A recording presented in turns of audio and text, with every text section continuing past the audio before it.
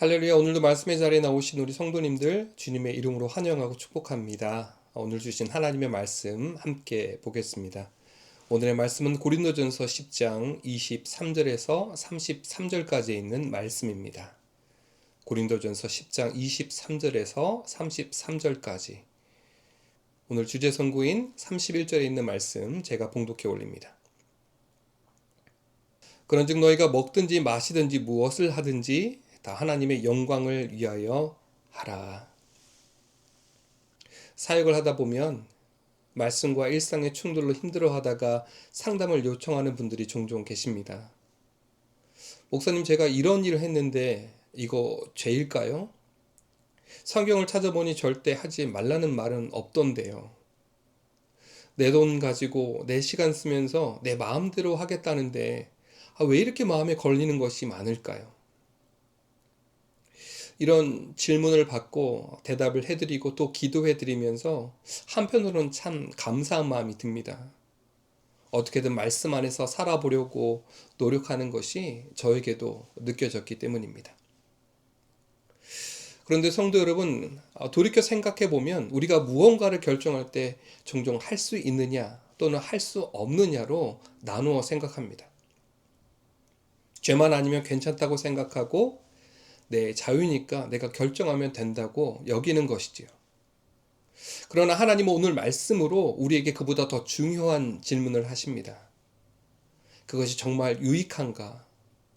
그것이 다른 사람을 세우는가? 그것이 하나님께 영광이 되는가? 오늘 본문에 등장하는 고린도 교회의 성도들은 이와 같은 문제로 고민하고 있었습니다. 우상에게 바쳐졌던 고기를 먹는 문제를 두고 어떤 사람들은 믿음의 자유를 주장했고 어떤 사람들은 양심의 문제로 괴로워했습니다. 그러나 바울은 이 논쟁에서 누구의 손도 들어주지 않습니다. 대신 모든 성도가 반드시 붙들어야 할 더 높은 차원의 원칙을 제시합니다. 그런즉 너희가 먹든지 마시든지 무엇을 하든지 다 하나님의 영광을 위하여 하라. 여러분, 이 말씀은 삶의 방향을 제시하는 도덕적인 교훈이 아닙니다. 그리스도 예수 안에서 살아가는 모든 성도들을 향한 분명한 하나님의 뜻입니다. 저는 오늘 말씀을 통해서 우리를 향한 하나님의 뜻이 다시 한번 새로워지기를 소망합니다. 고린도 교회에 전해진 복음의 자유가 저와 여러분의 삶 속에서 어떠한 선택과 태도로 나타나야 하는지, 그리고 우리의 모든 일상이 어떻게 하나님의 영광을 담아내는 은혜의 통로가 될 수 있는지 함께 살펴보며 은혜를 나누고자 합니다. 첫 번째로 나누고 싶은 말씀은 성도의 자유는 자기의 유익이 아닌 남의 유익을 위해 제한되어야 한다는 것입니다. 23절과 24절에 있는 말씀 같이 보겠습니다. 모든 것이 가하나 모든 것이 유익한 것이 아니요 모든 것이 가하나 모든 것이 덕을 세우는 것이 아니니 누구든지 자기 유익을 구하지 말고 남의 유익을 구하라. 여러분, 이 말씀을 보면 결국 또 남을 위해 희생하고 양보하라는 말씀인가? 라고 생각하기 쉽습니다. 그러나 바울이 선포하고 있는 자기의 유익을 구하지 말고 남의 유익을 구하라는 말씀은 내 것을 손해보며 그저 착하게 살라는 윤리적인 권면이 아닙니다. 복음의 부요함을 경험한 사람만이 기쁨으로 결단할 수 있는 영적인 치유이자 사랑의 원리입니다. 당시 고린도 교회 안에는 우상 제물을 먹는 문제를 두고 큰 논쟁에 있었습니다. 시장에서 파는 고기나 불신자의 식탁에 오른 음식은 신전에서 우상에게 바쳐졌던 제물들이 많았습니다. 그리고 고린도 교회 성도들 중 어떤 이들은 이 음식 때문에 그리스도인으로 살아가는데 큰 부담을 느끼기도 했습니다. 이것을 먹어도 정말 괜찮을까? 혹시 내가 예수를 알기 이전의 상황으로 돌아가는 것은 아닌가?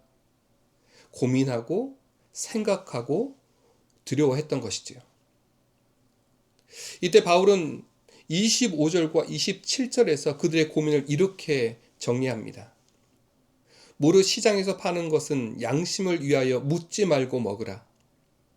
불신자 중 누가 너희를 청할 때에 너희가 가고자 하거든 너희 앞에 차려놓은 것은 무엇이든지 양심을 위하여 묻지 말고 먹으라. 여러분, 왜 바울이 이런 음식을 먹으라고 했을까요? 왜 묻지 말라고 이야기했을까요? 답은 26절에 있습니다. 이는 땅과 거기 충만한 것이 주의 것임이라. 하나님 앞에 우상은 아무것도 아닙니다. 땅과 거기 충만한 모든 것이 다 주님의 것이니 바울은 하나님의 백성인 우리가 그것을 다 누릴 자유가 있다고 이야기합니다. 그런데 이어지는 말씀을 보면 혼란을 경험할 수 있어요. 28절입니다. 누가 이것을 제물이라 말하거든 그것을 알게 한 자와 그 양심을 위하여 먹지 말라. 분명 조금 전에 모든 것이 주님의 것이니 묻지 말고 먹으라고 이야기했는데 왜 이제는 먹지 말라고 이야기하는 것일까요? 이유는 아주 간단합니다. 식탁의 상황이 바뀌어 버렸어요. 여러분, 우리 한번 상상해 볼까요? 불신자 친구의 초대를 받아서 그 친구의 집에 갔습니다. 가보니 음식이 차려져 있고 모든 사람이 거리낌 없이 식탁에 앉아 있습니다. 그런 상황이라면 바울은 감사함으로 먹으라고 이야기합니다. 왜냐하면 내 양심에 아무런 문제가 없기 때문입니다. 그런데 갑자기 곁에 있던 형제가 이렇게 조심스럽게 속삭입니다. 형제님, 이 음식은 우상에게 바쳐졌던 제물인 것 같습니다. 이 순간 모든 것이 바뀌어 버립니다. 무엇이 달라졌을까요? 음식이 달라진 것이 아닙니다. 고기가 갑자기 부정해진 것도 아닙니다. 우상이 갑자기 힘을 가지게 된 것도 아닙니다.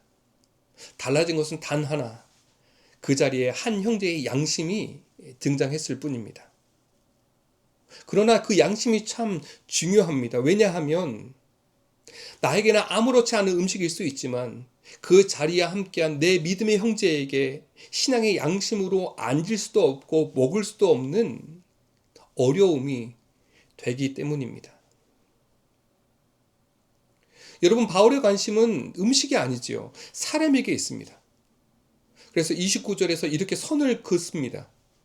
내가 말한 양심은 너희의 것이 아니요 남의 것이니 어찌하여 내 자유가 남의 양심으로 말미암아 판단을 받으리요. 성도 여러분, 믿는 자의 자유는 내가 할 수 있는 권리를 증명하는 데 있지 않습니다. 내 권리를 주장하며 형제를 넘어뜨리는 사람이 아니라 형제를 세우기 위해 내 권리를 내려놓을 줄 아는 모습, 그것이 바로 성숙한 성도의 모습입니다.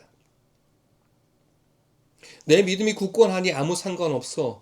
하나님이 주신 자유의지로 내가 결정했는데 남이 무슨 상관이야. 여러분, 이런 주장들은 복음의 진리를 반쪽만 하는 치기 어린 모습에 불과합니다. 우리가 옳다고 생각하는 것들, 내가 즐기는 문화나 내가 뱉는 말 한마디, 내 기준의 소비가 다른 사람의 신앙을 가로막는 장애물이 될 수 있습니다. 내 권리를 다 찾아 누리느라 다른 사람의 영혼을 실족하게 만든다면 그것은 복음의 능력을 오해한 이기적인 행동이 될 뿐입니다. 성도에게 주어진 모든 권리는 내 힘을 뽐내려고 하나님이 주신 것이 아니지요. 이웃을 살리고 공동체를 세우라는 책임 있는 하나님의 선물입니다. 그렇기 때문에 우리는 이렇게 질문을 바꿔야 합니다. 내가 이것을 할 권리가 있는가를 묻기 전에 나에게 이 선택이 내 곁에 있는 형제를 세우는 일인지, 우리 교회의 덕을 세우는가를 먼저 물어야 합니다.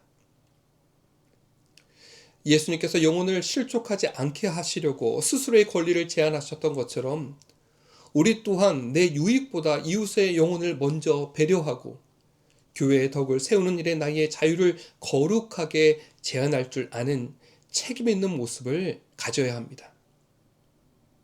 사랑하는 성도 여러분, 저와 여러분의 자유가 한 영혼을 살리는 은혜의 통로가 되기를 소망합니다. 복음의 넉넉한 능력 안에서 아름다운 가정과 공동체의 유익을 도모하고 주님 주신 사랑으로 함께 세워져 가는 성도들 되시기를 바랍니다. 그렇게 우리 모두가 서로를 축복하며 함께 한다면 하나님께 칭찬받는 믿음의 공동체와 성도들이 될 줄 믿습니다. 두 번째로 나누고자 하는 말씀은 성도의 모든 삶은 하나님의 영광을 향해야 합니다. 31절 말씀 보겠습니다. 그런즉 너희가 먹든지 마시든지 무엇을 하든지 다 하나님의 영광을 위하여 하라. 아멘. 여러분, 바울은 왜 내 권리를 내려놓고 남의 유익을 구해야 하는가에 대한 근본적인 이유가 하나님의 영광 때문이라고 선언합니다. 성도는 세상에서 좋은 사람이 되거나 이웃에게 칭찬을 받기 위해 인생을 살아가지 않습니다. 우리의 최종 목적지는 언제나 하나님의 영광입니다. 그리고 바울은 놀랍게도 하나님의 영광이라는 거대한 주제를 설명하면서 먹든지 마시든지라는 가장 평범한 일상을 이야기합니다. 사실 성경에서 바울이 말한 이 원리를 삶으로 보여진 대표적인 인물들이 있습니다. 바로 다니엘과 그의 세 친구들입니다. 그들은 바벨론의 포로로 끌려갔을 때 왕이 내린 진미와 포도주를 받았습니다. 포로의 신분으로는 감히 누릴 수 없는 최고의 특권이었습니다. 그러나 다니엘과 세 친구는 누구라도 탐낼 만한 것들을 마다합니다. 그리고 오히려 뜻을 정하여 자신을 더럽히지 않기로 결단했습니다. 그들의 관심은 왕의 상에서 무엇을 먹느냐보다 하나님의 백성으로 어떻게 살아가야 하는가가 더 중요했기 때문입니다. 자신의 만족과 욕망보다 하나님의 말씀과 하나님의 영광을 더 높은 자리에 두었던 것입니다. 바울이 말하는 삶이 바로 이런 삶이 아니겠습니까? 성도는 중요한 결정 앞에서만 하나님의 영광을 구하는 사람들이 아닙니다. 먹고 마시는 가장 작은 일상에서조차 하나님의 뜻을 먼저 생각하는 사람. 내 욕망을 채우는 것이 삶의 목적이 아니라 하나님의 영광을 드러내는 것이 삶의 목적임을 기억하는 사람이 바로 이 시대에 하나님이 찾으시는 믿음의 사람이라는 것입니다. 그리고 바울은 이어지는 말씀으로 하나님의 영광을 위해 살아가는 것을 구체적으로 설명합니다. 32절 같이 보겠습니다. 유대인에게나 헬라인에게나 하나님의 교회나 거치는 자가 되지 말고. 하나님의 영광은 추상적인 구호가 아닙니다. 바울은 유대인과 헬라인 그리고 하나님의 교회까지 언급하면서 자신의 삶 속에 만나는 모든 이들을 대상으로 그들을 거치는 자가 되지 말라 이야기합니다. 다시 말해서 성도는 누구 앞에서든 복음의 걸림돌이 되지 말아야 한다는 것이죠. 내 권리를 주장하는 말 한마디가, 내 자유를 드러내는 행동 하나가 누군가에게 복음을 가로막는 장애물이 될 수 있다면 그것은 자유의 문제가 아닌 하나님의 영광을 가리는 문제가 된다는 겁니다. 그래서 바울은 마침내 33절에서 자신의 삶을 예로 들어 결론을 이렇게 내고 있습니다. 나와 같이 모든 일에 모든 사람을 기쁘게 하여 자신의 유익을 구하지 아니하고 많은 사람의 유익을 구하여 그들로 구원을 받게 하라. 바울이 모든 사람을 기쁘게 하려고 했다는 말은 사람들의 눈치를 보며 살았다는 말이 아닙니다.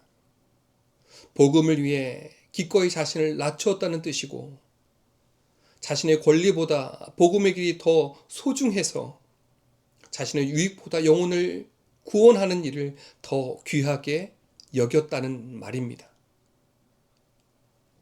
바울에게 하나님의 영광은 한 영혼을 복음으로 살리는 믿음의 자리였습니다. 그리고 하나님은 자신의 영광을 구하는 이런 사람들을 사용하셔서 구원의 길을 열어 가십니다. 사랑하는 성도 여러분, 우리의 삶도 마찬가지입니다. 세상은 우리가 주일에 교회 안에서 무슨 말을 하고 어떤 직분을 가졌는지 관심이 없습니다. 월요일부터 펼쳐진 우리의 일상, 그 일상을 어떻게 살아가는지 바라봅니다.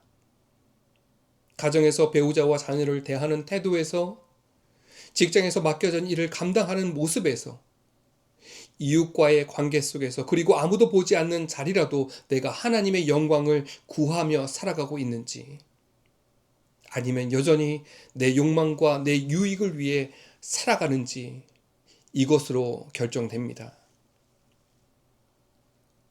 우리가 서 있는 그 평범한 삶의 자리가 하나님의 영광이 드러나는 선교지임을 여러분 기억하시기 바랍니다. 주일 예배를 통해 하나님께 영광을 돌린 성도라면 이제 월요일부터 시작되는 삶의 전 영역에서 그 영광이 나타나야 합니다. 우리의 일상을 통해 내 곁에 있는 사람들이 하나님을 볼 수 있다면, 아니 보고 있다면 우리는 이미 하나님의 영광을 위해 잘 살아가고 있는 것입니다. 그러므로 사랑하는 성도 여러분, 먹든지 마시든지 무엇을 하든지 하나님의 영광을 최우선순위에 두십시오. 그렇게 하나님의 뜻을 이루십시오. 부르심의 자리에서 하나님의 영광이 되는 살아있는 예배자들 되시기를 주님의 이름으로 축원합니다. 말씀을 맺습니다. 바울은 오늘 본문의 마지막 결론을 이렇게 선언합니다. 내가 그리스도를 본받는 자가 된 것 같이 너희도 나를 본받는 자가 되라. 사도 바울이 고린도 교회를 향해 던진 이 권면은 세상을 살아가는 우리에게 이정표와 같습니다. 바울이 감히 자신을 본받으라고 외칠 수 있었던 그 단 하나의 이유도 자신을 내어주신 예수 그리스도를 철저히 따르고 있었기 때문입니다. 예수님은 하나님의 영광을 뒤로 하시고 마땅히 누리실 권리를 주장하지 않으신 채 십자가를 지셨습니다. 그 십자가야말로 자신의 유익보다 다른 사람의 구원을 먼저 선택한 자리였고 자신의 영광보다 아버지의 뜻을 더 귀하게 여긴 자리였습니다. 주님은 그렇게 십자가에서 이웃의 유익을 구하는 삶이 무엇인지, 하나님의 영광을 위한 삶이 무엇인지 온몸으로 증명하셨습니다. 사랑하는 성도 여러분, 우리에게 필요한 것은 큰 결심이 아니라 먼저 십자가를 바라보는 것입니다. 우리를 위해 전부를 내어두신 주님을 바라볼 때 비로소 우리는 그리스도를 본받아 살아갈 수 있습니다. 주님이 걸어가신 그 길을 그분의 제자들과 수없이 많은 믿음의 선진들이 따라가며 이 땅에 하나님의 영광을 드러내고 복음의 능력을 나타냈던 것처럼 오늘 저와 여러분의 삶도 그와 같기를 소망합니다. 저와 여러분의 일상이 이와 같은 은혜의 길을 걸어가는 아름다운 모습이 되기를 예수님의 이름으로 축복합니다. 기도하겠습니다.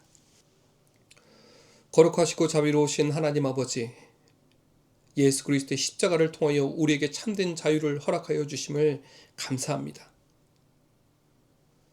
그러나 주님, 우리는 그 자유를 하나님의 영광보다 내 유익과 내 권리를 위해 사용하며 살아왔던 모습들이 있습니다.